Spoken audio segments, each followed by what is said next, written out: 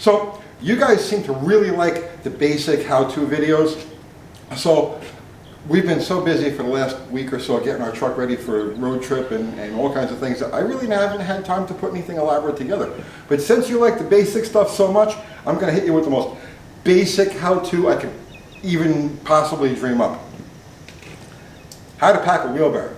Okay, so right away, you guys are going to be like, well, just go to Harbor Freight and buy a $10 wheel bearing packer. The average guy who's watching this to learn how to do this stuff doesn't need a wheel bearing packer. He's going to do this like once every 3 years. So we'll show you the old school method, and this is how you go about it, right? Okay, what you need for this is you need some paper towels. Lots of paper towels. You're going to need some gasoline, and you're going to need some grease. So what you do is, first thing is you want to clean your old bearing, right? So squirt it with gas, roll it around in your paper towel, get all the old stuff off of it. Then, here's the fun part.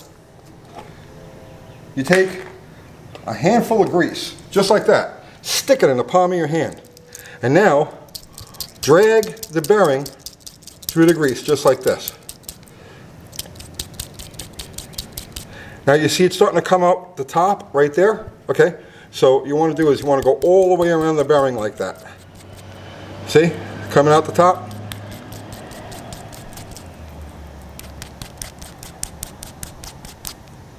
See?